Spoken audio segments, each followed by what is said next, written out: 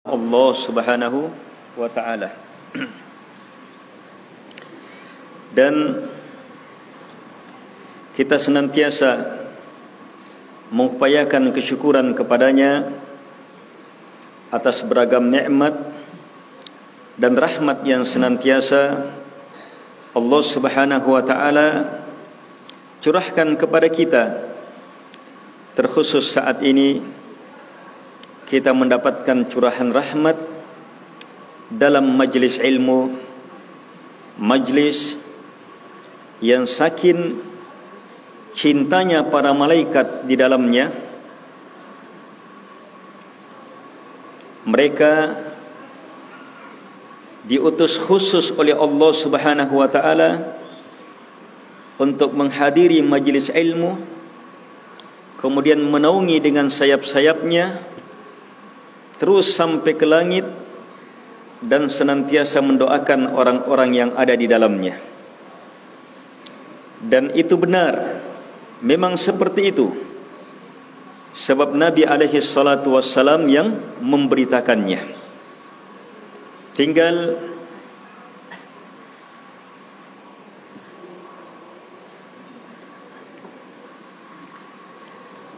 bagaimana kita dalam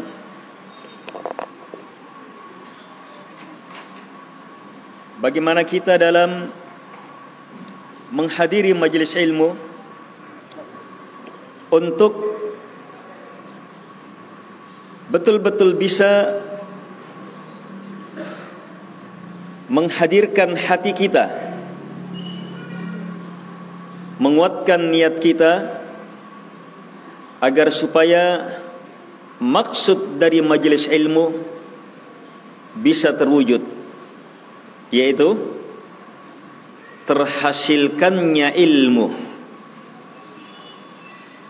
Jadi maksud dari majlis ilmu adalah adanya ilmu yang dipanen.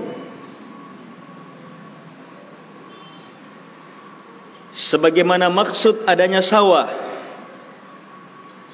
adanya benih yang ditabur, padi yang ditanam. Apa yang dimaksudkan dengannya? Kita ingin hasil, kita ingin panen padinya, kita ingin giling supaya jadi beras, kita ingin makan. Maka majelis ilmu pun memiliki maksud agar kita bisa mendapatkan ilmu yang merupakan sesuatu yang paling berharga dalam kehidupan ini. Kaum muslimin dan muslimat yang dimuliakan oleh Allah Subhanahu wa ta'ala. Dan dalam kesempatan ini kami akan mengingatkan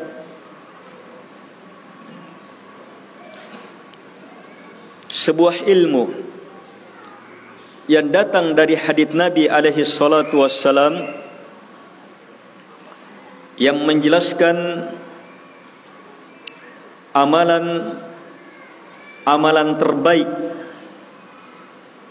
berhubungan dengan hari-hari terbaik. Rasulullah sallallahu alaihi wa ala alihi wasallam bersabda, "Ma min ayyam al-amalu salihu fihinna ahabbu ila Allah min hadhihi al-ayyamil 'ashar." Beliau alaihi salatu wassalam bersabda, tak ada hari-hari yang amalan-amalan soleh ditegakkan di dalamnya menjadi sesuatu yang paling Allah Subhanahu wa ta'ala cintai, mengalahkan amalan soleh di hari 10 ini. Nabi ucapkan saat berada di 10 pertama bulan Dzulhijjah, yang beberapa hari lagi kita akan masuki.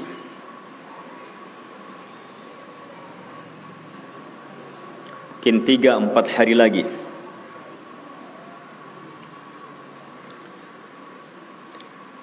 Nabi mengatakan tidak ada amalan soleh yang akan mendapatkan predikat paling Allah cintai mengalahkan amalan soleh di hari-hari 10 awal bulan Dzulhijjah ini. Maka sahabat Nabi radhiyallahu anhum langsung bertanya. Begini keadaan sahabat. Ada yang mereka kurang pahami, langsung tanya kepada baginda Rasul alaihi salatu wassalam. Sebab dalam pernyataan Nabi mengatakan bahwa amalan paling Allah cintai adalah amalan di hari-hari ini. Solat, puasa dan seterusnya. Maka mereka ingin bertanya, amalan yang mereka pahami yang merupakan amalan terhebat, yaitu berjihad di jalan Allah Subhanahu wa taala. Maka mereka tanya, walal jihadu fi sabilillah ya Rasulullah. Walaupun berjihad di jalan Allah, wahai Rasulullah, artinya walaupun orang berjihad di jalan Allah tidak bisa mengalahkan amalan di hari-hari 10 ini. Kata Nabi, walal jihadu fi sabilillah. Walaupun berjihad, berperang di jalan Allah Subhanahu wa taala. Illa, kecuali rajulun kharaja bimali wa nafsi wa lam yarji' min dhalika bi syai', atau kama qala alaihi salatu wassalam. Kecuali kata Nabi, orang yang keluar berperang membawa dirinya dengan seluruh hartanya untuk berperang dan tidak ada yang kembali. Tidak ada yang kembali. Ini amalan yang baru bisa mengimbangi amalan-amalan di hari-hari seperti ini. Kaum muslimin dan muslimat yang dimuliakan oleh Allah Subhanahu wa taala.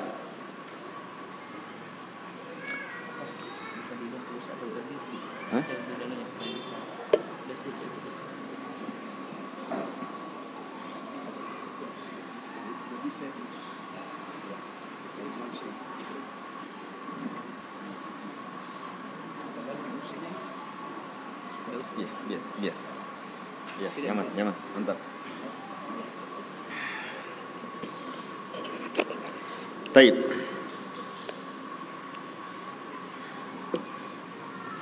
Cermati hadits yang sangat mulia ini. Kita dapatkan secara global makna hadits ini, dan haditsnya sahih. Diteliti oleh para ulama ahli hadits. Hadits ini dipertanggungjawabkan datang dari Nabi alaihi salatu wassalam. Sebab kadang ada hadits para ulama sebut dalam kitabnya, mereka mengetahui hadits ini lemah sanadnya, tetapi mereka tetap sebutkan dengan maksud, semoga ada jalan-jalan yang bisa mendukungnya dari jalan selain saya. Karena itu para ulama walaupun menyebutkan dalam kitabnya hadits yang lemah, mereka bertanggung jawab dengan menjelaskan bahwa hadits ini datang dengan jalan ini, jalan ini, jalan ini, jalan ini, jalan ini, dan di dalamnya terdapat ini dan itu.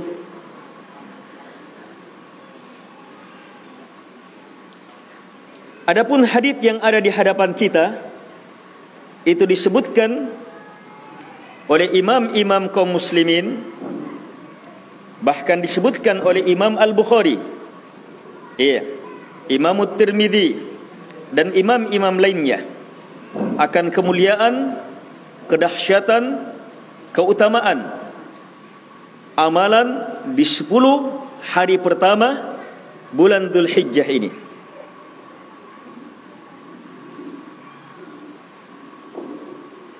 Kaum muslimin dan muslimat yang dimuliakan oleh Allah Subhanahu wa ta'ala, setelah kita tenang karena mengetahui bahwa hadits ini dipertanggungjawabkan sampai dari Nabi alaihi salatu wassalam, maka buka hati untuk menerimanya. Gunakan fikiran untuk memahaminya. Dalami dan yakini apa yang terdapat di dalamnya adalah ruh dalam kehidupan kita. Apa yang terdapat di dalamnya akan menjadi kekuatan dalam beragama kita. Setelah kita memahami bahwa ini benar bersumber dari baginda Rasul alaihi salatu wassalam.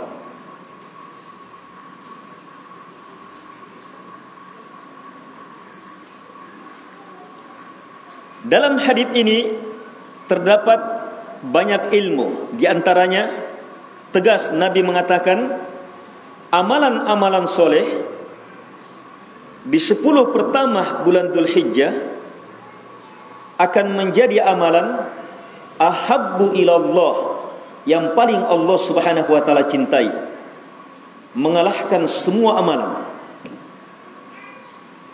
selain hari 10 ini. Dan hari 10 beberapa hari ke depan kita sudah akan masuk.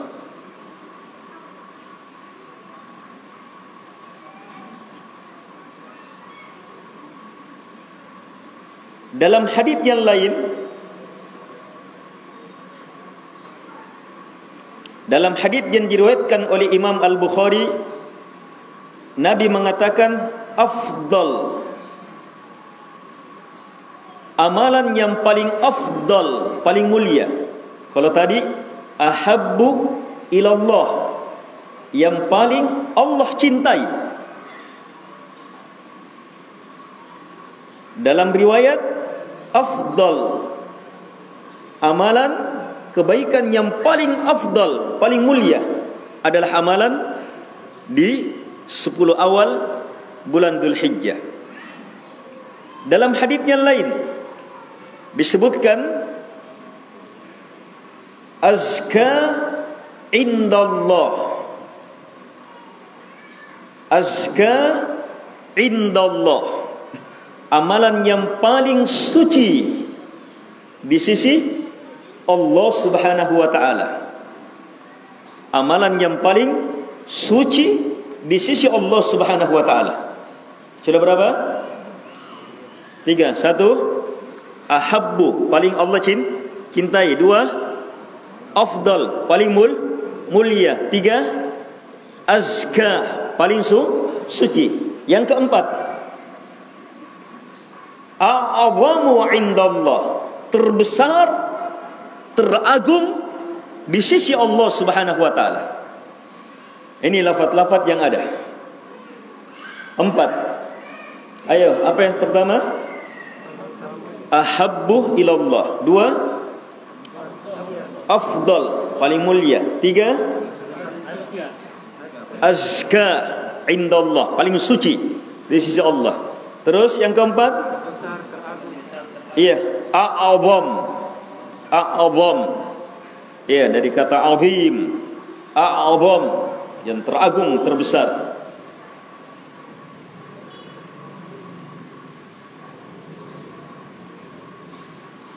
Ini sudah menjadi ilmu istimewa bahwa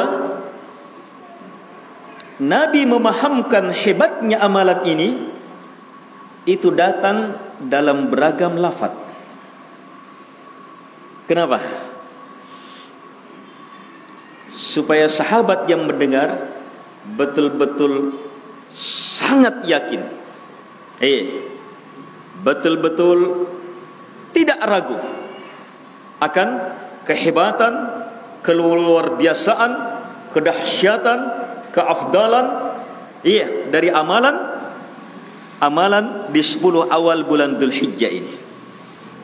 Beda kalau hanya datang dalam satu lafaz. Walaupun satu lafaz kalau datang dari Nabi itu sudah menunjukkan pastinya. Apalagi kalau datang dalam beragam lafaz, dan setiap lafaz mempunyai makna dan penekanan yang berbeda-beda. Ahabbu menjelaskan cinta. Allah mencintai. Hebatnya kalau Allah cintai. Tetapi lebih hebat lagi kalau Allah jadikan apa? Yang paling Allah cintai. Allah cintai, itu sudah luar biasa. Tapi kalau Allah paling cintai, itu di atasnya luar biasa.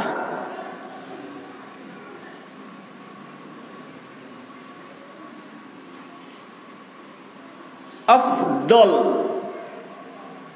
lebih afdal itu lebih unggul dari yang lainnya, lebih di atasnya yang lainnya, itu afdal. Fadilah artinya mulia.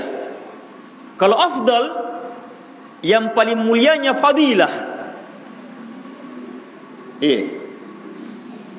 Fadilah a'mal, amalan yang mulia.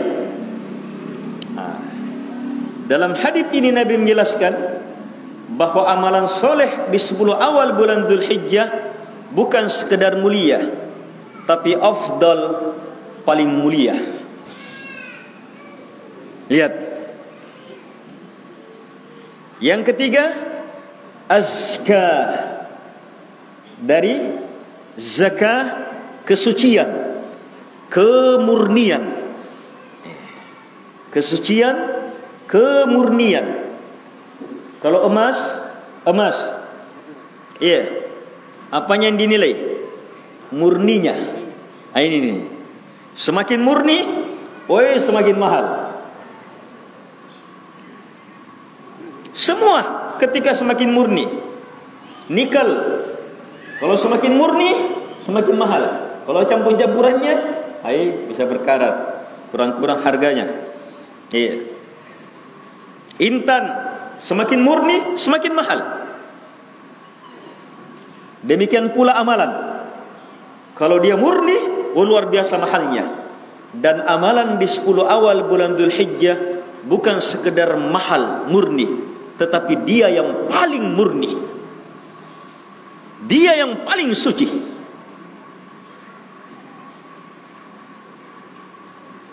Yang keempat, a'azam, terbesar.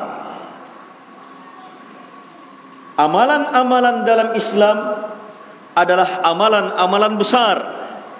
Amalan-amalan dalam Islam adalah amalan-amalan agung.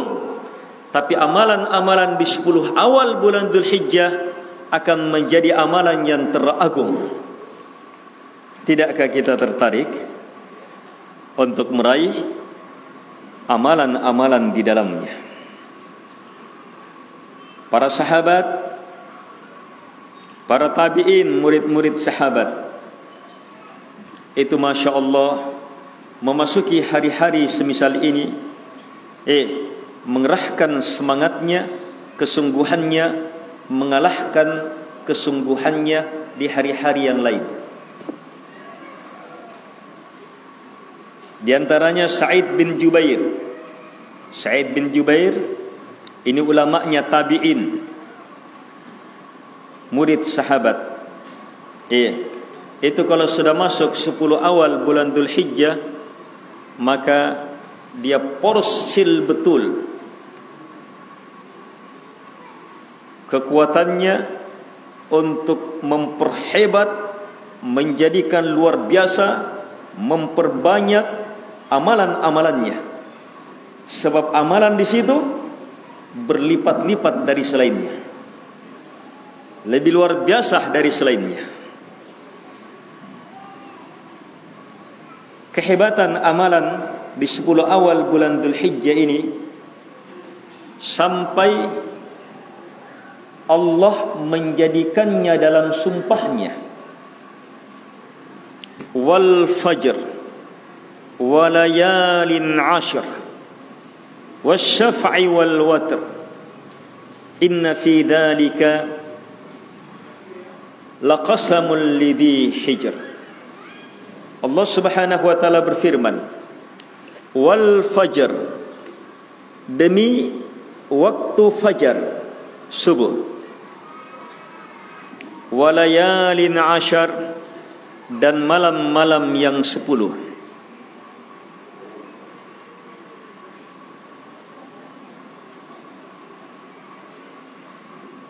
Keumuman ahli tafsir, menafsirkan malam yang 10 yang Allah jadikan sumpah di sini adalah 10 awal bulan Dzulhijjah. Kalau dalam hadis, hari-hari, ma min ayyam, tidak ada hari-hari yang lebih afdal, lebih mulia, lebih suci, lebih baik, lebih hebat, lebih Allah cintai mengalahkan amalan di hari-hari 10 awal bulan Dzulhijjah. Berarti apa? Kemuliaan 10 awal bulan Dzulhijjah itu melingkup apa? Kemuliaan di siang harinya dan kemuliaan di malam harinya.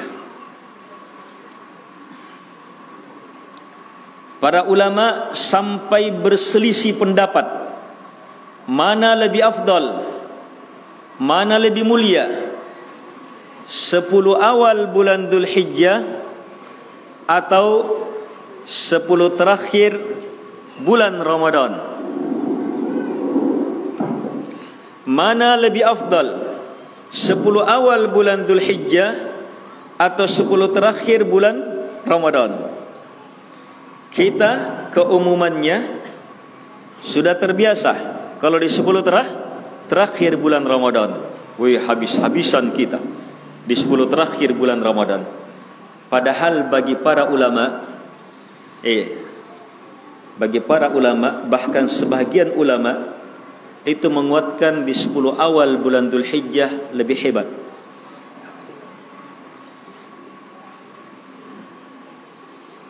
Harusnya minimal bagaimana kita di 10 terakhir, seperti itu pula kita di 10 pertama bulan Dzulhijjah. Dan sebagian ulama menjelaskan, dan ini kesimpulan bagus. Mereka mengatakan, kalau berbicara tentang malamnya, maka malam 10 terakhir Ramadan lebih afdal, sebab ada Lailatul Qadar. Tapi kalau berbicara tentang hari-harinya, maka hari-hari di 10 awal bulan Dzulhijjah lebih afdal, lebih mulia. Ini ada yang berpendapat seperti ini. Ala kulli hal, semua ini memahamkan kepada kita bahwa 10 awal bulan Dzulhijjah itu malam dan siangnya betul-betul diperhitungkan. Allah bersumpah dengannya, dan Nabi langsung menegaskan amalan soleh di situ menjadi amalan paling berapa? Paling Allah cintai, paling afdal, paling suci di sisi Allah, paling agung.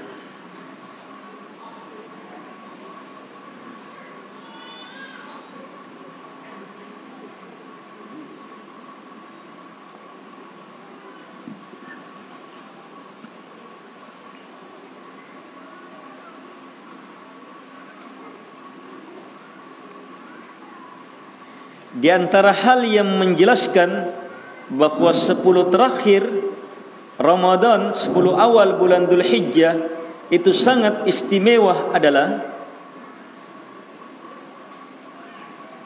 ashhur ma'lumat, al-hajju ashhurum ma'lumat.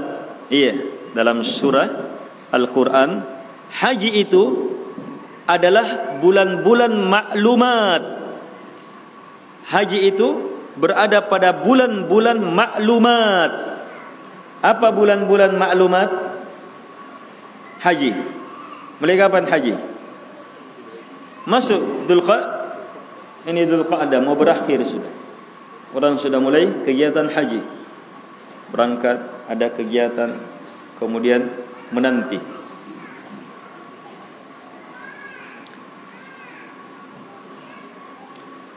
Akhir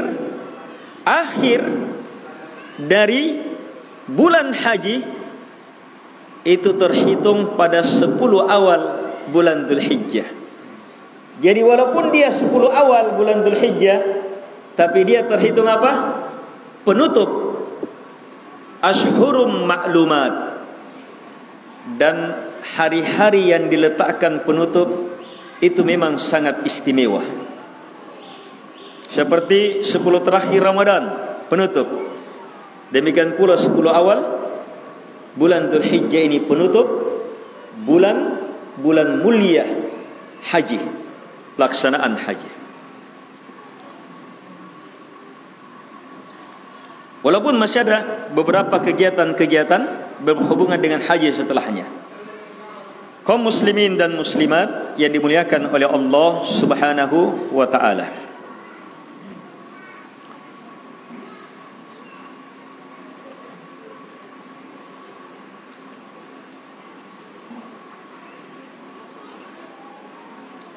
Bulan haji adalah bulan yang di dalamnya ditegakkan ibadah-ibadah besar, tidak sama dengan yang lainnya. Kita ada solat, ada puasa, ada zakat, ada amalan-amalan. Tapi kalau masuk bulan haji, terkumpul semua ibadah di situ. Terkumpul semua ibadah di situ. Ditambah lagi dengan apa? Ibadah-ibadah yang tidak bisa ditegakkan kecuali hanya di saat itu. Kalau begitu, jelas bahwa hari-hari itu adalah hari-hari terhebat. Dan puncak ibadah-ibadah terhebat di bulan haji itu terkumpul di 10 awal bulan Dzulhijjah. Situ terkumpul semuanya. Mulai dari tanggal 8 namanya Yaum Tarwiyah. Tanggal 10 hari Arafah. Tanggal 10 Idul Adha, Yaumun Nahar. 11, 12, 13 namanya Ayyamut Tasyriq. Terkumpul dalam 10 awal bulan Dzulhijjah. 11, 12, 13 diikutkan.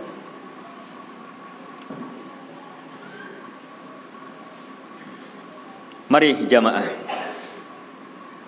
jangan lewatkan 10 hari ini. Jadikan 10 hari yang akan menyongsong ini, yang akan datang, menjadi 10 hari terbaik dalam hidup kita. Amalan ada 2 secara garis besar. Ada amalan dalam bentuk kita lakukan, kita perbuat.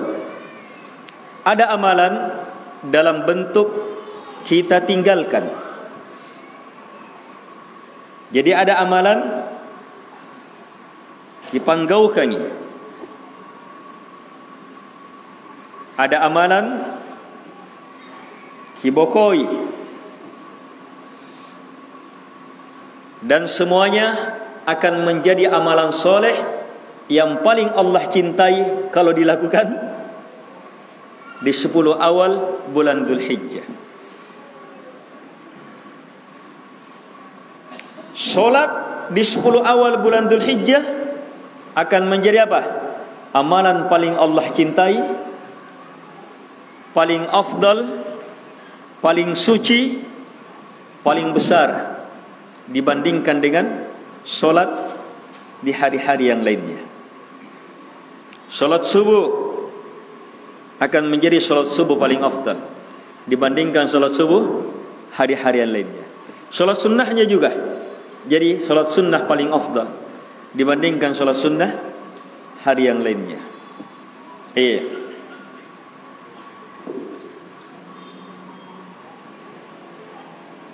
Dia tinggalkan minum minuman keras, minum ballo. Dia tinggalkan. Dia tinggalkan karena Allah Subhanahu wa taala. Kapan dia tinggalkan di hari-hari itu, maka apa? Itu akan menjadi amalan paling afdal. Sebab meninggalkan perbuatan haram itu apa? Amalan besar. Diserta dengan tobat dan istighfar, itu amalan sangat agung. Apalagi kalau dilakukan di hari-hari itu. Demikian pula amalan yang hablum minallah dan amalan hablum minan nas.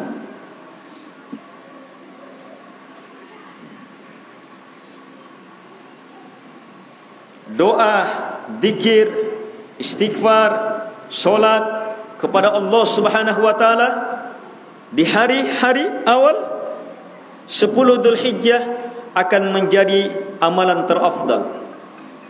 Sebagaimana amalan yang berhubungan dengan orang tua, berbakti kepada kedua orang tua, memberi hadiah kepada kedua orang tua, itu akan menjadi amalan paling Allah cintai.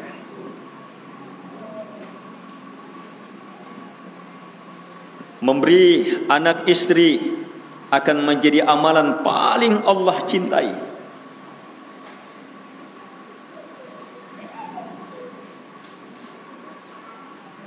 Bersilaturahim akan menjadi amalan paling Allah cintai. Memaafkan akan menjadi amalan paling Allah cintai, paling afdal, paling suci, paling besar di sisi Allah Subhanahu wa taala. Ini amalan-amalan. Dalam hadis Nabi mengatakan, "Ma min ayyam al-amalus salihu fihinna."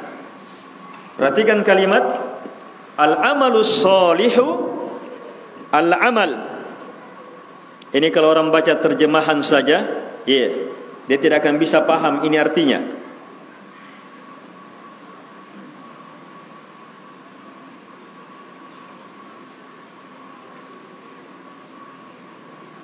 Al-amal, pakai alif lam di depannya.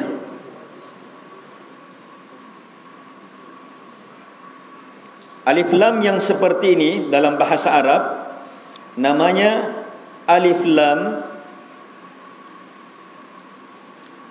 jinsiyah listighraqil afrad.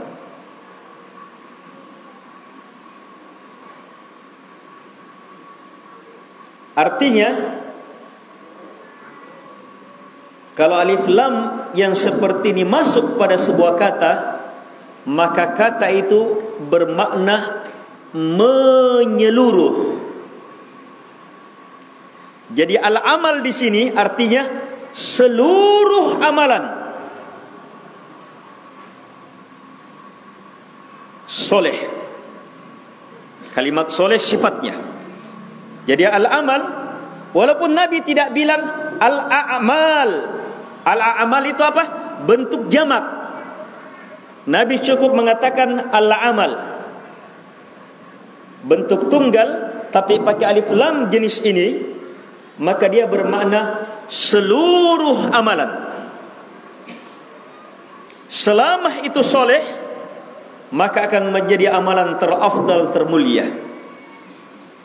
Dari sini terpahami bahwa Nabi menegaskan amalan yang akan menjadi amalan paling Allah cintai, paling afdal, paling suci, paling besar, paling agung, melingkup semua amalan soleh, apakah yang wajib atau yang sunnah, amalan yang berhubungan dengan Allah atau yang berhubungan dengan makhluk, amalan dalam bentuk melakukan atau dalam bentuk meninggalkan, amalan yang dilakukan di masjid atau yang di luar masjid. Yang penting amalan itu soleh. Syaratnya soleh, bukan sekadar beramal, tapi harus soleh. Apa itu soleh? Soleh dua: soleh niatnya, soleh pelaksanaannya. Benar niatnya, benar pelaksanaannya. Solat 5 waktu nanti teranggap amalan soleh kalau niatnya soleh dan pelaksanaannya benar, sesuai dengan petunjuk baginda Rasul alaihi salatu wassalam. Jadi untuk meraih kemuliaan terhebat di hari-hari awal bulan Dzulhijjah, harus siapkan niat keikhlasan terbaik kita. Harus siapkan amalan yang betul-betul di atas ilmu, di atas Quran dan Sunnah, bukan amalan hanya sekedar ikut-ikutan. Ingat, dalam hadis yang sangat banyak, ini hadisnya sampai ke derajat mutawatir, hadis yang menjelaskan orang yang disiksa di alam kubur ternyata adalah mereka yang ketika ditanya mar rabbuk, inainu somba, wa ma dinuk, apa agamamu, wa man nabiyuk, siapa nabimu, dia tidak bisa menjawab kecuali lihat jawabannya, la adri, sami'tu an-nasa yaquluna syai'an fa qultu kama qalu. Tena kuisengi kulang ngerek ji tawa pau kamanne, kulang ngerek ji tawa kamanne, anja todo miku panggaukan. Ini yang tersiksa di alam kubur. Ini bukan saya yang bilang, jamaah. Kalau mau protes sama yang bilang. Nabi Muhammad alaihi salatu wassalam, haditsnya sahih sampai ke derajat mutawatir, karena banyaknya sahabat yang meriwayatkan tentang siksaan di alam kubur.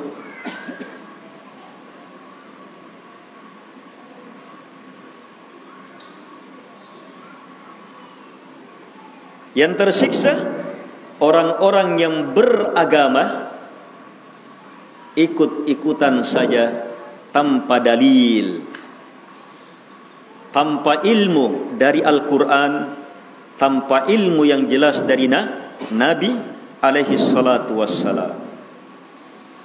Karena itulah Allah mewajibkan menuntut ilmu. Talabul ilmi, kata Nabi, faridatun ala kulli muslim. Menuntut ilmu adalah kewajiban bagi setiap muslim.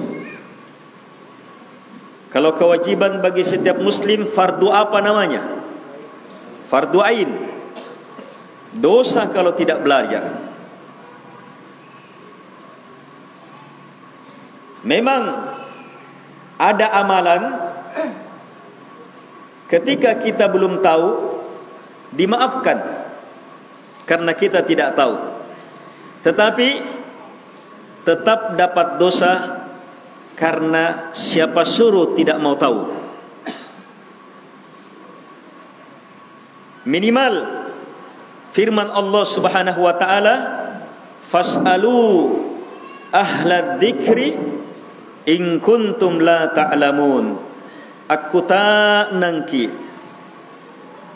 Bertanya kalian kepada ahlad dzikr, ahlinya dzikir, ahlinya ilmu, jika kalian tidak tahu.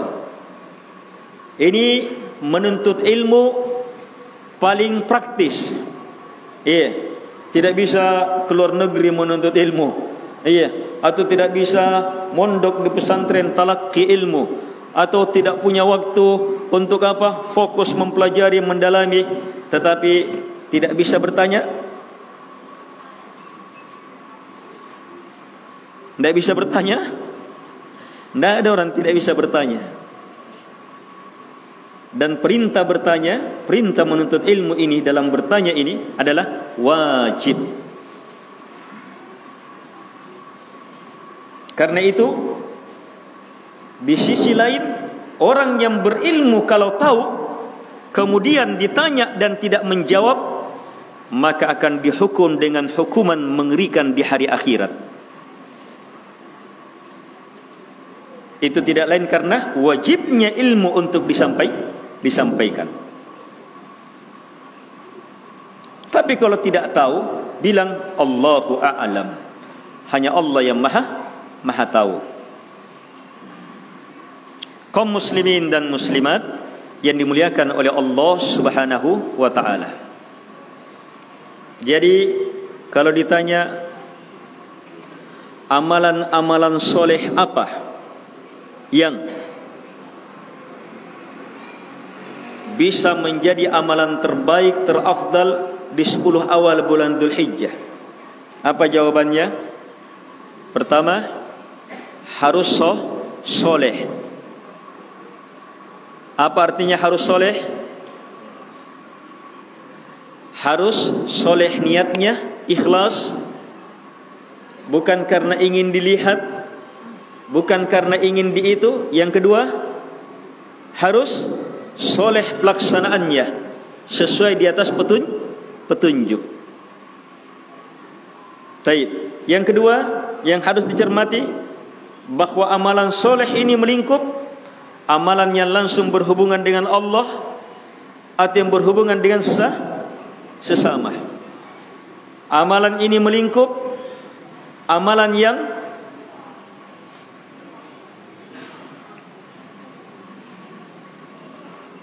amalan dalam bentuk dilakukan dan melingkup amalan dalam bentuk meninggalkan.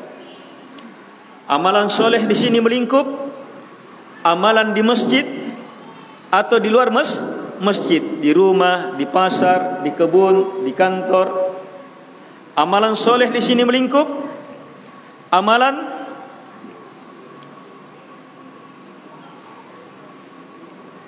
yang biasa kita dengar, ibadah mahdah atau ibadah selain mahdah.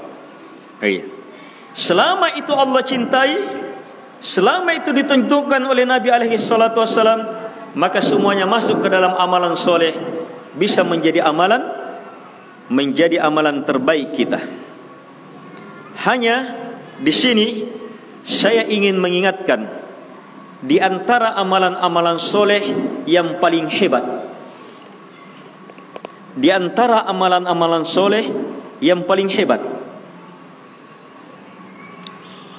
adalah ini perbanyak ini kalau masuk 10 awal bulan Dzulhijjah ini. Sebab ini amalan, walaupun di selain bulan Dzulhijjah, dia tetap menjadi amalan terhebat. Apa itu? Berzikir kepada Allah Subhanahu wa ta'ala.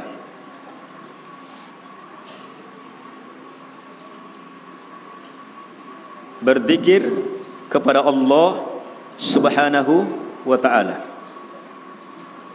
Nabi pernah tanya sahabatnya, ereko kukuta nang amalan paling afdal, paling baik, yang mana ini amalan lebih baik daripada kamu bersedekah dengan emas dan perak, yang mana ini amalan bahkan lebih baik daripada kamu berperang di jalan Allah dalam keadaan kamu sudah menghunus pedang, menghadapi musuh yang menghunus pedang juga, berperang betul sudah. Amalan ini lebih afdal dari semua itu. Sahabat mengatakan mau. Ternyata apa? Kata Nabi, zikrullah, berzikir kepada Allah Subhanahu wa taala. Perbanyak zikrullah di hari-hari ini.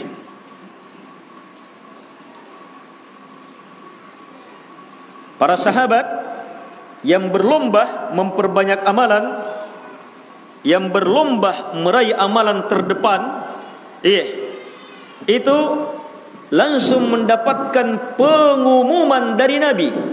Siapa yang paling depan? Nabi umumkan, siapa yang terdepan? Kata Nabi, sabaqal mufarridun. Sabaqal mufarridun. Al-mufarridun berada paling depan. Ini sahabat berlomba dia. Ternyata Nabi beritahu yang nomor satu adalah al-mufarridun. Langsung mereka tanya, wamal mufarridun ya Rasulullah? Siapa al-mufarridun itu? Kata Nabi, ad-dzakiruna Allah katsira wad-dzakirat. Lelaki-lelaki yang banyak mengingat Allah dan wanita-wanita yang banyak mengingat Allah. Jadi amalan terdepan terhebat adalah zikir yang banyak. Sebagaimana firman Allah, kita disuruh berzikir dzikran katsira, dengan zikir yang sebanyak-banyaknya.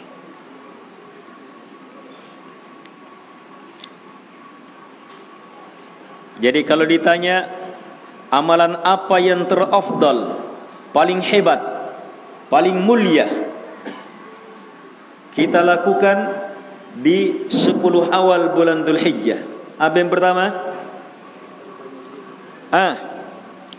Memperbanyak zikir.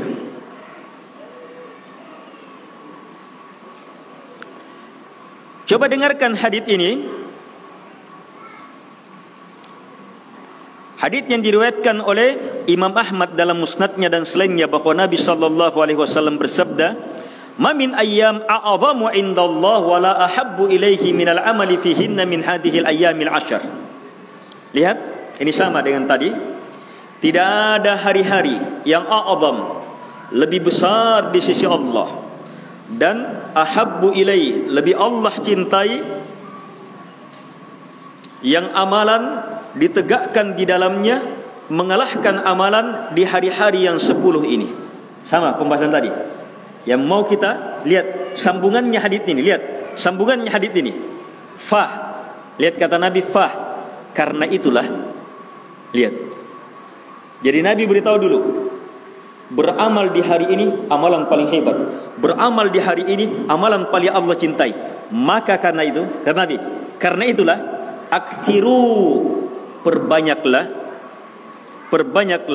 fihinna, di hari-hari yang 10 ini, minat tahlil, untuk membaca la ilaha illallah, wat takbir, untuk membaca Allahu akbar, Allahu akbar, Allahu akbar, wat tahmid, dan membaca alhamdulillah. Mau dibaca satu-satu, Allahu akbar, Allahu akbar, alhamdulillah, la ilaha illallah, atau antum baca langsung gabung subhanallah walhamdulillah wa la ilaha illallah wallahu akbar, perbanyak ini sama semuanya.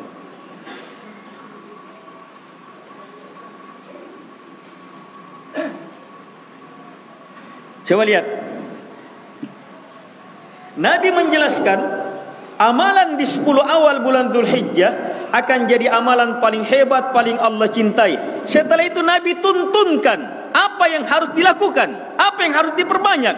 Kata Nabi, perbanyak berzikir, perbanyak la ilaha illallah, perbanyak alhamdulillah, perbanyak takbir. Dari sini diambil fiqhi, masuk 10 awal bulan Dzulhijjah sangat dianjurkan untuk memperbanyak zikir.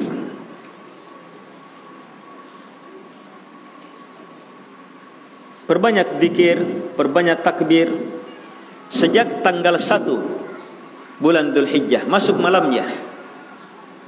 Terus perbanyak, perhebat, terus perhebat.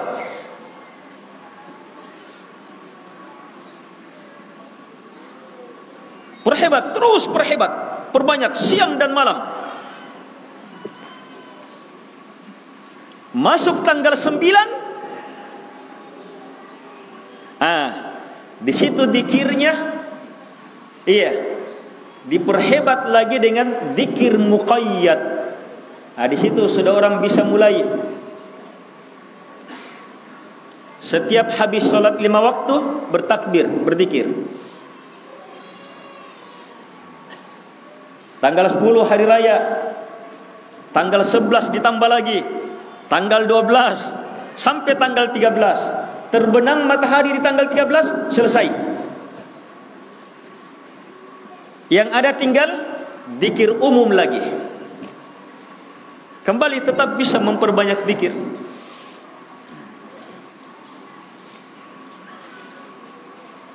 Apalagi takbir, Allahu Akbar, Allahu Akbar, yang merupakan syiar.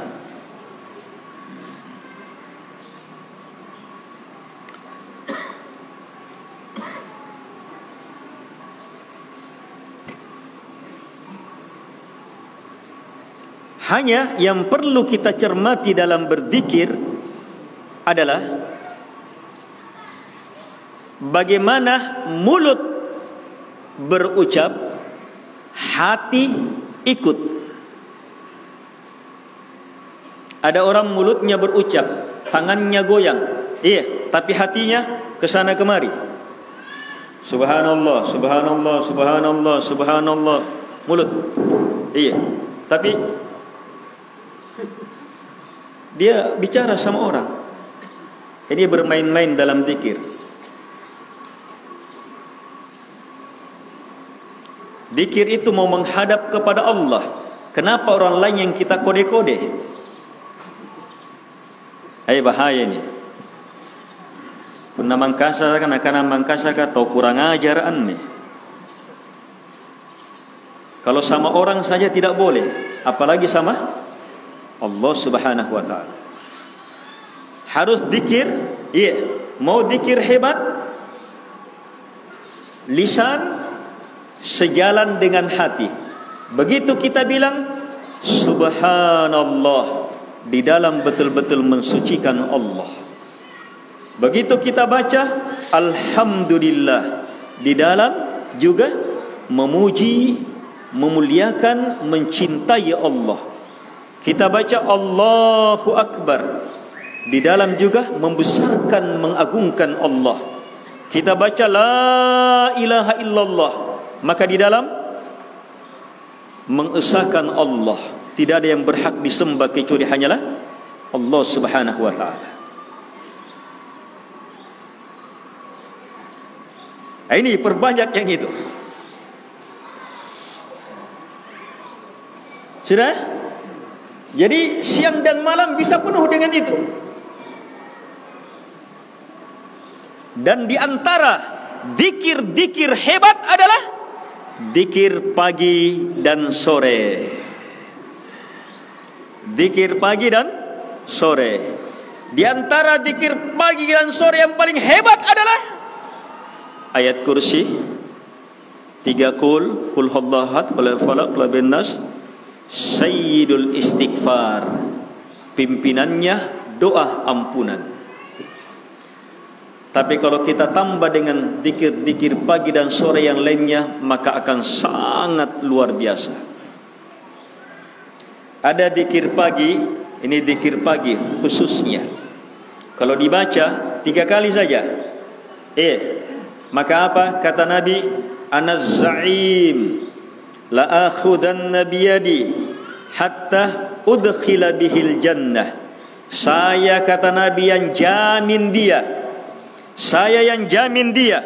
Demi Allah, saya akan pegang tangannya Saya akan pegang tangannya di hari kiamat ini. Saya akan pegang tangannya sampai masuk ke dalam surga. Nabi tidak akan lepas. Kita akan dicari oleh Nabi. Nabi jamin kalau baca ini, raditu billahi rabba wa bil islami dina wa bi Muhammadin nabiyya sallallahu alaihi wasallam. Baca 3 kali. Tapi ingat, bacaan ikut hati. Saat kita bilang raditu billahi rabba, saya ridho Allah satu-satunya yang saya sembah. Saya betul-betul ridho. Kalau ridho itu di atasnya cinta. Bukan sekedar mencintai Allah, tapi meridai Allah sebagai sembahan. Yang lainnya betul-betul tidak ada, betul yang lainnya ditolak semuanya. Islam betul ridhonya, tidak ada sama yang lain selain Islam.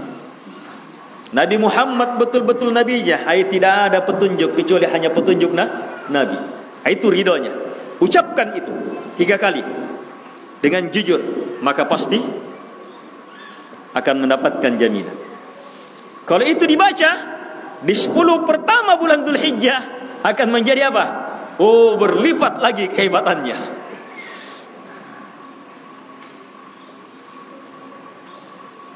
Dan di antara zikir terhebat dari semua zikir adalah membaca Al-Quran. Berzikir mengingat Allah, membaca Quran adalah zikir terhebat. Tadabburi Al-Quran, baca dengan hati, pahami maknanya, dalami kandungannya, yakini ilmu-ilmu yang terdapat di dalamnya, amalkan, hidup dan mati di atasnya. Itu zikir terhebat. Dalam berzikir hendaknya kita pahami jamaah bahwa solat itu zikir,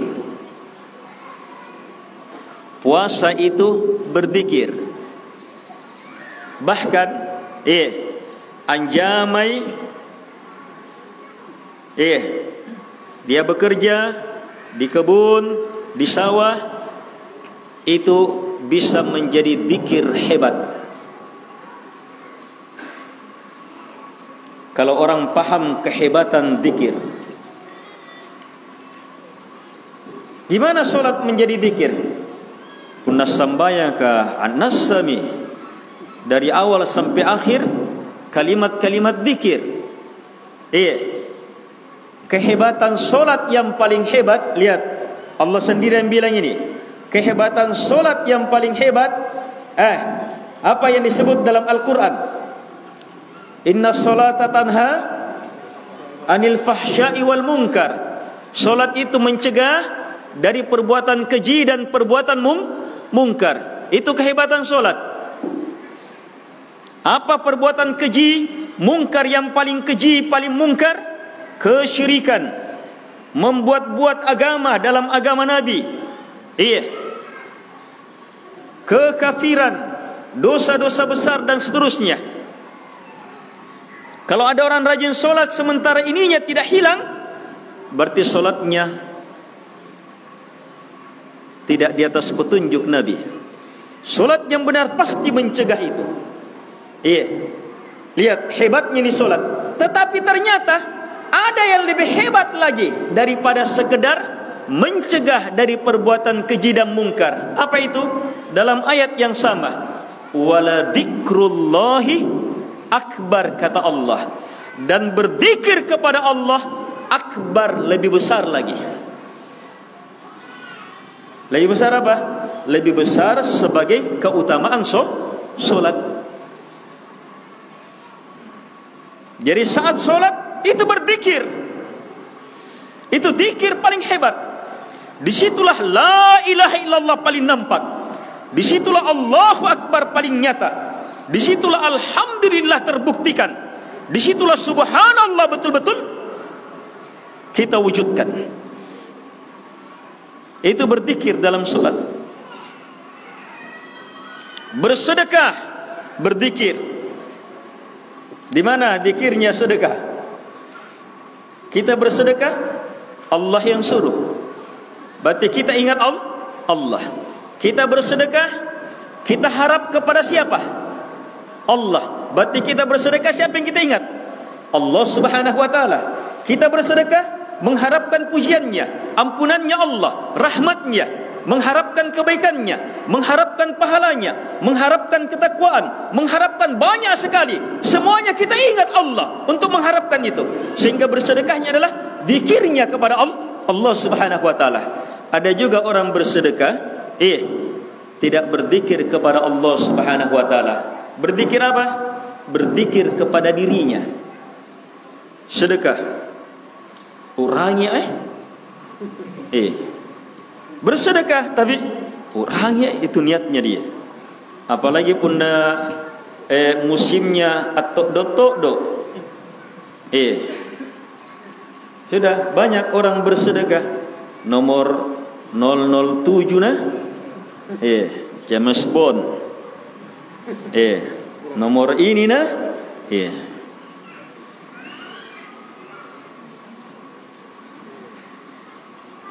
itu bersedekah tidak berzikir. Kerja di sawah berzikir. Jadikan zikir dengan apa? Dengan niat yang benar. Saat kerja di sawah langsung teringat firman Allah. Ar-rijal qawwamuna 'alan nisa. Anjuburakni ya. Qawwamun, menegakkan, menghidupkan wanita. Itu lelaki. Lelaki itu bertanggung jawab menghidupkan keluarganya. Anjamai.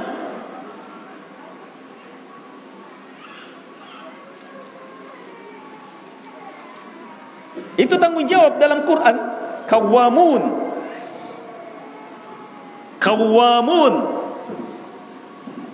Qawwam. Ayatnya berbunyi qawwam. Asal maknanya qaim. Qaim itu tegak.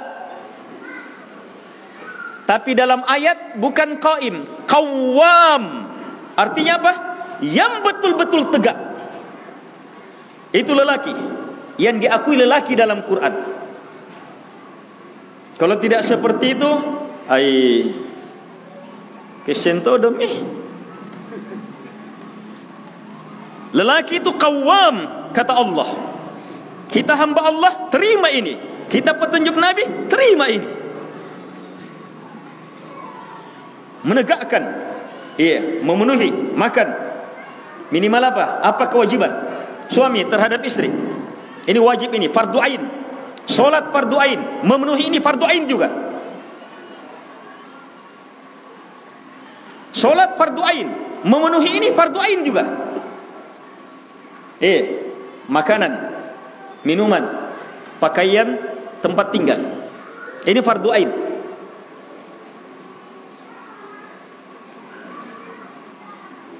Jadi kalau ada bapak-bapak belum menegakkan ini, maka tegakkan ini. Dia akan menjadi amalan besar. Apalagi kalau ditegakkan di 10 awal bulan Dzulhijjah ini, akan menjadi amalan sangat besar di sisi Allah Subhanahu wa taala. Kalau biasanya puna niat doaina ya naboliki yang patoci puruk menne.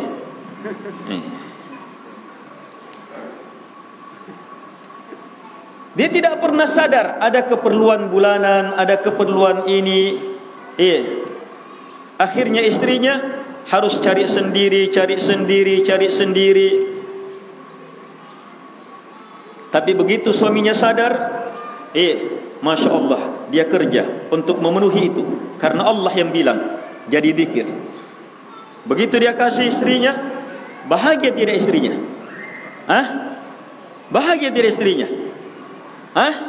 Riba ki. Ayo saya tanya, membahagiakan istri itu berpahala tidak? Berpahala, amalan soleh tidak? Kalau dilakukan 10 awal menjadi apa? Amalan paling afdal. Ketahuilah jamaah, amalan seperti itu bukan sekedar afdal, tetapi terafdal. Dengarkan hadits ini, ahabbul a'mal ilallah. Lihat haditsnya. Amalan yang paling Allah cintai adalah idkhalus surur fi qalbi muslim, membahagiakan hati seorang muslim.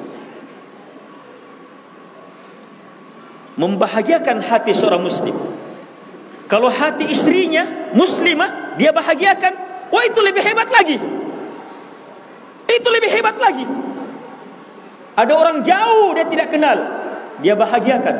Apakah dia bahagiakan dengan dia doakan, atau dia bahagiakan dia kirimkan sesuatu, dia bahagiakan dengan dia bantu, dia bahagiakan dia urus-urus pekerjaannya, atau dia bahagiakan dia kasih sedekah, itu dapat pahala besar, paling Allah cintai. Apalagi kalau sampai apa? Anak istrinya.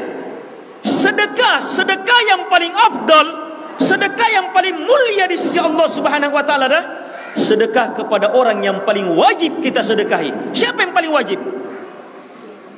Orang tua, anak istri yang paling dekat pada kita. Itu paling afdal, paling wajib. Sehingga akan menjadi amalan paling hebat. Jadi memperbanyak amalan di 10 ini bukan hanya di masjid, tetapi di rumah juga, di pasar juga, di kebun juga. Perbanyak betul amalan.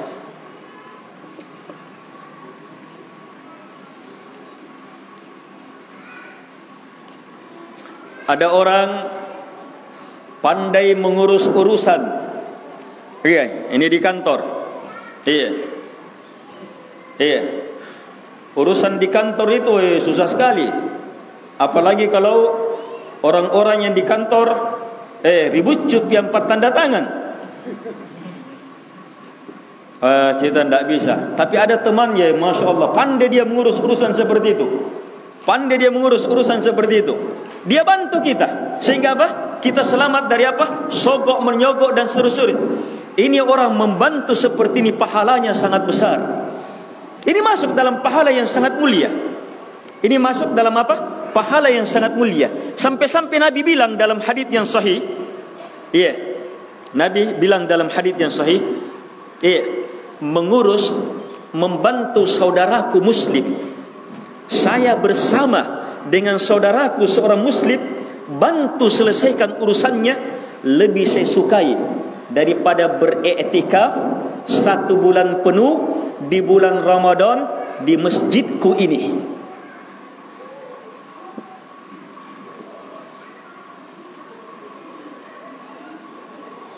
Ini amalan-amalan hebat, petunjuk Nabi.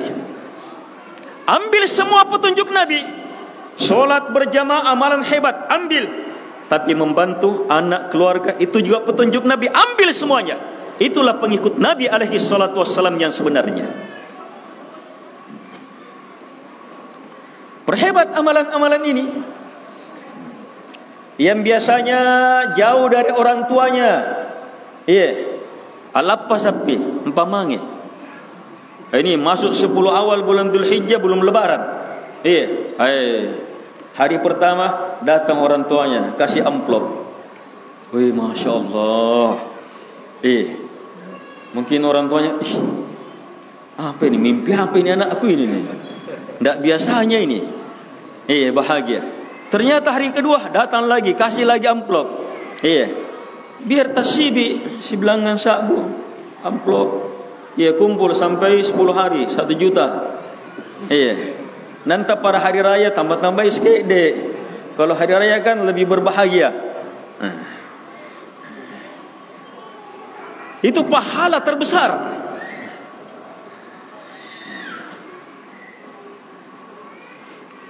Sudah? Ini amalan terafdal. Jadi berzikir itu melingkup apa? Melingkup semua amalan. Solat, puasa, zakat, haji, termasuk apa? Amalan hablum minan nas, itu termasuk zikir. Sebab apa? Kita maksudkan karena Allah, kita melakukannya karena Allah, kita melakukannya karena mengharap apa yang ada di sisi Allah Subhanahu wa taala, sehingga semuanya menjadi zikir. Taib, amalan selanjutnya yang hendaknya kita perbanyak. Lihat, dahulukan yang wajib, kemudian yang sunnah. Ini cara beramal. Dahulukan yang fardu, kemudian yang nafilah. Dahulukan yang berdosa kita kalau kita tidak lakukan, kemudian apa? Yang sunnah. Ini dahulukan itu. Jadi mau menjadi amalan terhebat, harus dahulukan solat 5 waktu, kemudian solat sunnah. Dahulukan.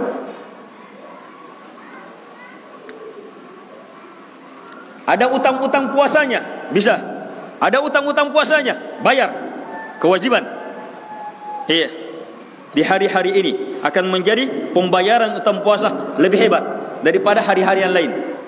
Tapi ada juga ulama berfikir seperti ini. Utang puasa jangan dulu. Niatkan saja untuk yang lainnya. Nanti di luar bayar utang puasa. Supaya dapat apa? Dapat puasa bayar utang, dan puasa selain bayar utang. Semuanya benar, tergantung niatnya.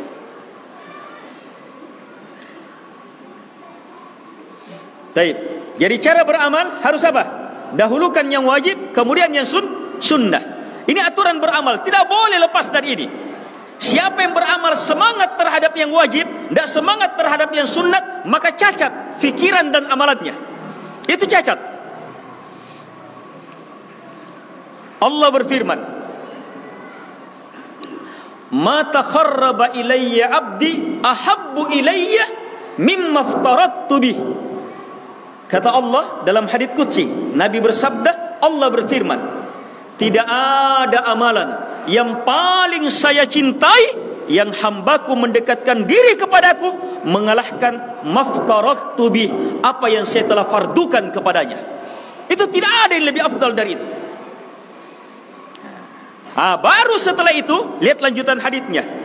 Ketika hamba yang sudah selesai melakukan yang wajib tetap mau mendekatkan diri kepada Allah, padahal tidak wajib sudah, tapi tetap mau mendekatkan diri kepada Allah dengan yang sunnah-sunnah, maka di situ hamba akan diangkat menjadi wali-wali Allah Subhanahu wa taala yang sebenarnya. Akan mustajabah doanya. Akan tertuntun oleh Allah Subhanahu wa taala dalam kehidupannya. Ini yang kedua. Yang ketiga, termasuk amalan yang terhebat yang dianjurkan diperbanyak di 10 awal bulan Dzulhijjah adalah berpuasa. Apalagi puasa di tanggal 9, dikenal dengan apa? Puasa Arafah. Kalau orang yang haji tidak bisa puasa, tapi mereka dapat kehebatan haji wukuf di Arafah. Alhamdulillah, kita yang tidak haji bisa juga meraih kemuliaan besar. Itu apa? Puasa Arafah. Pahalanya apa? Gugur dosa 1 tahun sebelumnya dan 1 tahun setelahnya. Hebatnya ini puasa. Mau hebat puasa Arafahnya? Mulai tanggal 1 Dzulhijjah puasa. Apa niatnya?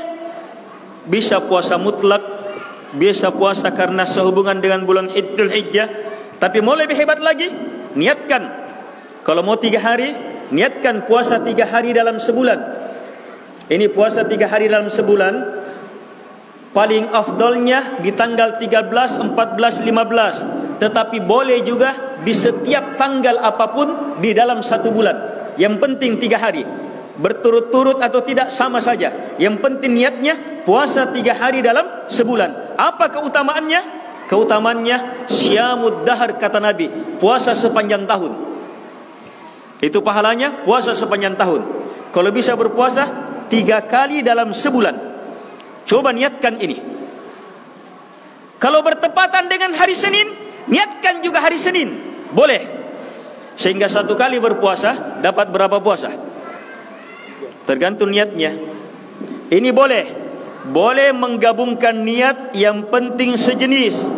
Di antara makna sejenis, sama-sama sunnah. Tidak boleh digabungkan puasa, bayarkanlah wajib bertepatan dengan hari Senin, seniatkan juga hari Senin. Itu tidak cocok, sebab satu wajib, satu sunnah. Itu tidak boleh meniatkan. Sebagaimana solat, kita mau solat 5 waktu. Oh, saya solat 5 waktu. Oh ya, saya belum solat sunnahnya ini. Saya niatkan juga sekalian solat sunnahnya. Tidak ketemu. Yang boleh kalau solat sunnah dengan solat sunnah. Misalnya, kita habis berwudu, ada solat sunnah wudu. Kita masuk masjid, solat sunnah masuk masjid. Kemudian kita mau solat rawatib, sunnah juga. Niatkan semuanya, bisa. Tapi kalau tidak diniatkan satu-satu, boleh juga. Tapi masalahnya waktu. Tipe kita waqamat.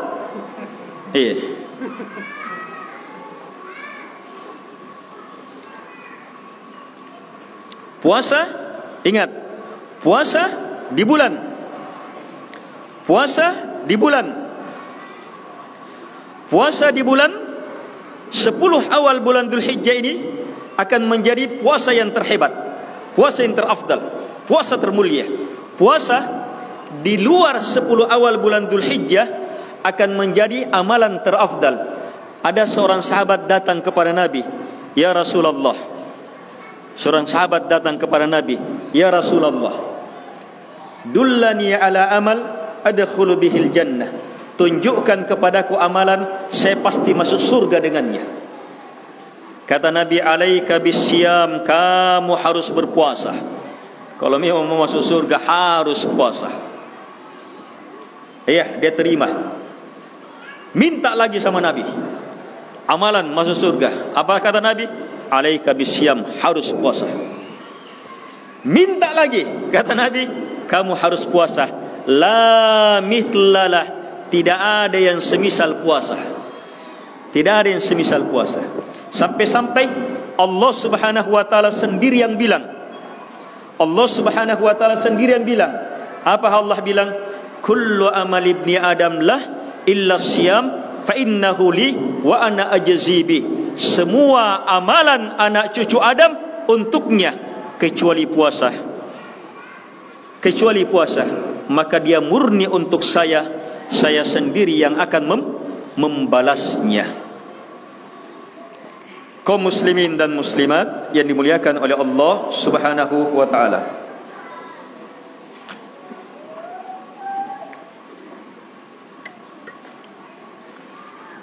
Amalan selanjutnya,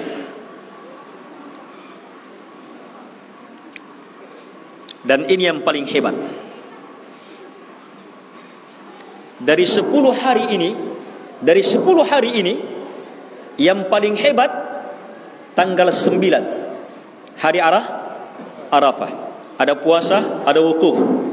Tetapi yang lebih hebat dari tanggal 9 ada tanggal 10-nya. Siapa yang bilang?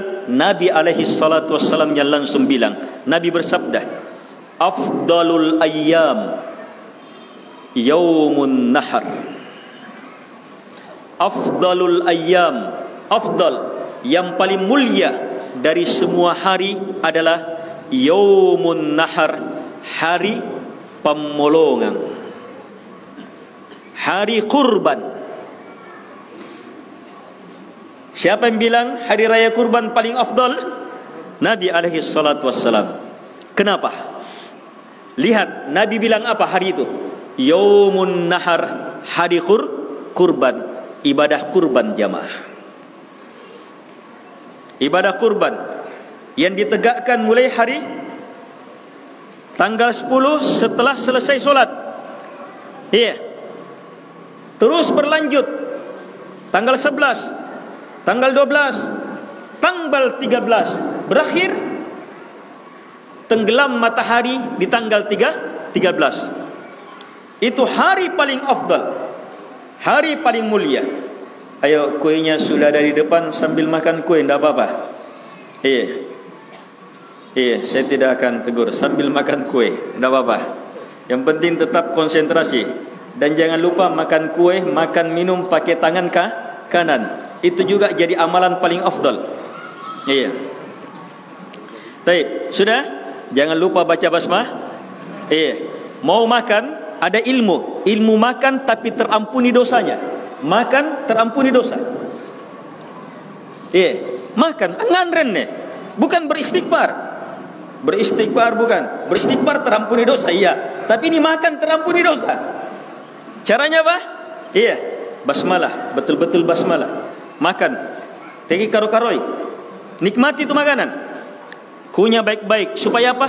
Nyaman nah. Supaya apa? Alhamdulillah muncul dengan benar. Supaya alhamdulillah, betul-betul alhamdulillah.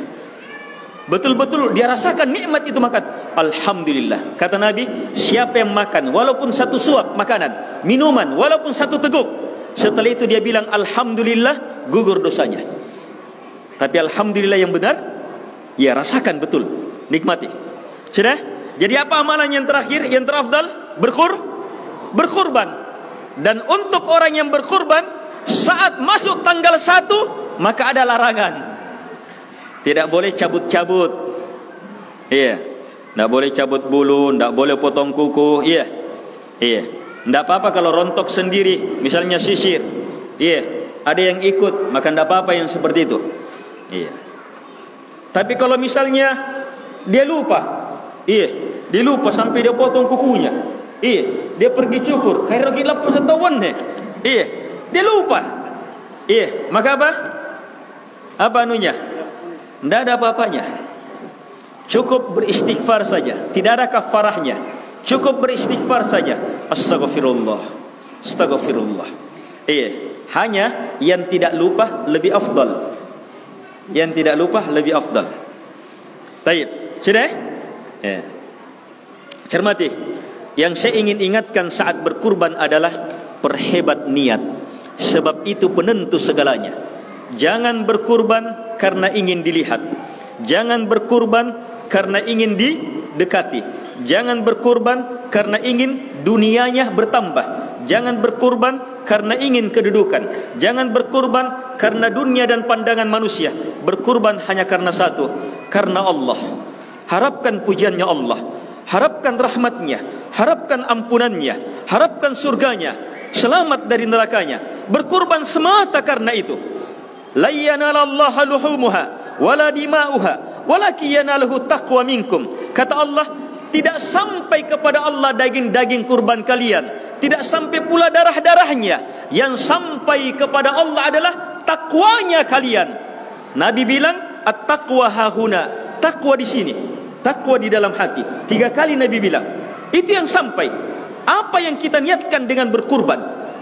Cintanya Allah, harapan ampunannya, karena takut kepada Allah. Itu yang besar di dalam. Kapan ini yang mendasari, maka dahsyat luar biasa itu pahala ini. Ini bisa merubah hidup kita, merubah keadaan kita. Kalau kita betul-betul mau berkurban. Dan berkurban jamaah, kalau orang mau berkurban, jujur mau berkurban, biar mulai sekarang dia berniat. Itu bisa. Bisa kalau memang betul-betul mau berkurban. Berapa Ji? Kalau sepertujuh sampai berapa? 1 juta sekian. 1 juta sekian pemani pulsa 1 bulan. Saking hebatnya ini kurban, para ulama keluarkan fatwa biar pinjam. Sebab tidak berulang ini kesempatan ini. Hanya berapa hari ini? Hanya berapa hari ini? Biar pinjam. Yang penting bayar ke.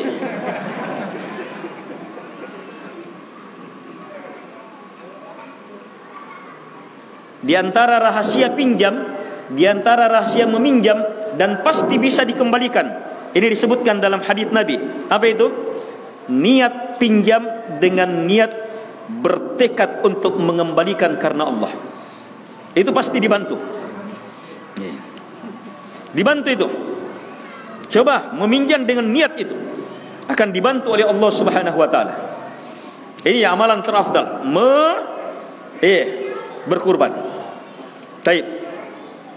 Terakhir, saya tidak lupa mengingatkan jamaah, diri saya dan jamaah, bahwa di antara amalan yang paling mulia di sisi Allah Subhanahu wa taala adalah berdoa dan memperbanyak istighfar. Berdoa dan memperbanyak istighfar. Nabi bersabda, "Laisa syai' akram 'ala Allahi minad du'a." Tidak ada sesuatu yang lebih mulia di sisi Allah mengalahkan doa. Adapun istighfar, dia termasuk doa, dan istighfar itu adalah doa yang menjadi penentu akhir amalan. Mau amalannya terjaga, hebat dan bisa melanjutkan dengan amalan yang lebih hebat, maka perbanyak istighfar, perbanyak istighfar. Jangankan kita, Nabi Muhammad saja dalam satu majlis saja kadang sampai 80 kali, 100 kali Nabi beristighfar. Apalagi kita jamaah, perbanyak istighfar. Astagfirullah, astagfirullah. Baik, ini ada beberapa pertanyaan. Apakah berkurban sapi itu untuk 7 orang atau 7 keluarga? Berkurban ini 1 ekor sapi, berkurbannya untuk 7 orang. 7 orang. Hanya saya misalnya berkurban 1/7 sapi. Saya bisa niatkan ikutkan keluarga saya. Tapi saya yang berkurban, bukan ini semuanya. Yang berkurban saya.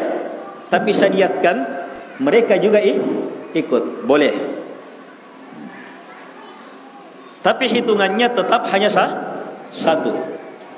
Kalau dihitung keluarganya, nasis siapa iman tu gawe. Nah tak puasa nyentuh. Satu keluarga berapa memang? Kalau ada sampai 20 orang, habis kita membaca nama. Bisa-bisa jadi kerbaunya lepas lagi.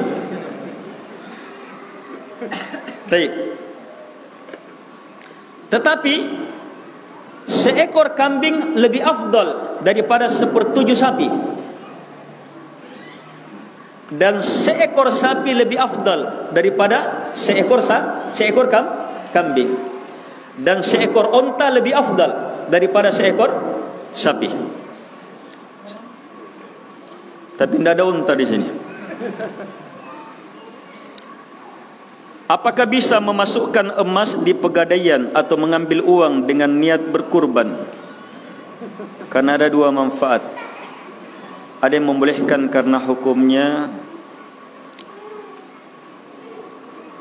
memasukkan emas pegadaian. Memasukkan emas ke pegadaian sistemnya ribawiyah. Sistemnya ribawiyah. Kalau mau berkurban, jual saja emasnya. Sudah ada emasnya, kenapa dari boleh-boleh? Sibaku kemah. Jual itu.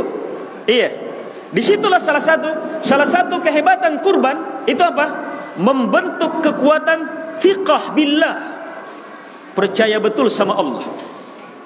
Ini emas, kan pikirannya orang, lanyak nih, lah busuk nih. Tidak, yakin, pasti terganti, lebih berberkah, jual, berkurban, insyaallah taala tergantikan. Lagi pula jamaah, harta kita yang sebenarnya adalah apa yang kita keluarkan. Harta kita yang sebenarnya adalah apa yang kita keluarkan. Kata Nabi, harta kita itu yang kita miliki itu sebenarnya hanya 3. 1, yang kita makan. Yang kita makan itu yang kita miliki. Dan akhirnya jadi apa? Yang dimakan jadi apa? Jadi badan, jadi keringat, syakuluhi, jadi air kencing, jadi dibab WC. Terus yang kedua yang menjadi milik kita, yang kita pakai, itu milik kita, yang kita pakai. Yang kita tidak makan bukan milik kita, walaupun tercatat punyanya kita. Kalau kita tidak makan bukan milik kita sebenarnya. Yang kita pakai bilang biar tercatat. Kalau kita tidak pakai bukan milik kita itu. Yang kita pakai milik kita. Yang kita pakai jadi apa? Akan usang, lapuk, nanti jadi lap kaki, hilang ke sampah. Yang ketiga yang kita miliki, dan ini terus menerus, tidak pernah habis, yang kita sedekahkan. Yang kita sedekahkan, itulah milik kita yang sebenarnya.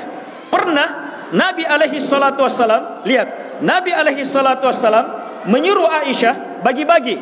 Ada hewannya Nabi, hewan kurban. Aisyah bagi-bagi. Iya.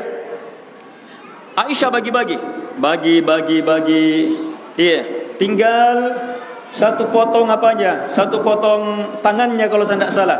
Satu potong bagian tangannya. Iya. Maka Nabi tanya, apa yang tersisa wahai Aisyah? Iya. Kata Aisyah, ai habis semua ya Rasulullah. Tidak ada yang tersisa kecuali ini. Yang tersisa, yang tersimpan tinggal ini, yang bagian tangan ini. Kata Nabi, salah.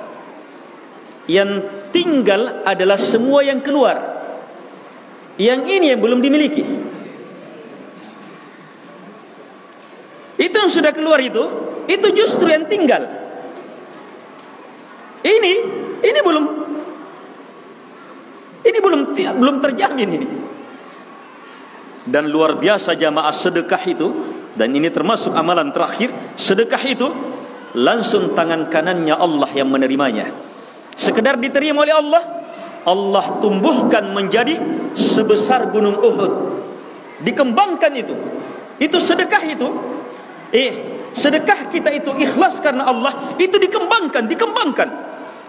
Tumbuh sehebat-hebatnya sampai sebesar Uhud, kembali kepada niatnya. Apalagi kalau uangnya untuk kurban, luar biasa. Untuk orang tuanya, anak istrinya, luar biasa. Untuk fakir miskin, untuk anak yatim, luar biasa. Untuk masjid, untuk penuntut ilmu, luar biasa sekali jamaah. Mari kita manfaatkan hari-hari mulia ini, dan jangan biarkan hari-hari mulia ini lewat dengan apa? Lewat dengan hal-hal yang tidak pantas. Mari kita jadikan hari-hari yang Allah anugerahkan kepada kita ini menjadi hari-hari terbaik dalam diri kita, untuk mempersiapkan hari yang tiada akhirnya, hari yang tiada tandingannya di negeri akhirat. Semoga bermanfaat. Lebih dan kurangnya mohon dimaafkan. Hadanallahu wa iyyakum ajma'in. Subhanakallahumma bihamdik, asyhadu an la ilaha illa anta, astaghfiruka wa atubu ilaik. Rabbana atina fid dunya hasanah wa fil akhirati hasanah wa qina adzabannar. Innaka antas samiul alim wal jawadul karim. Wa sallallahu ala Muhammad wa ala alihi wa sahbihi wa sallama tasliman katsira. Wa akhiru da'wana anil hamdulillahi rabbil alamin. Wassalamu alaikum warahmatullahi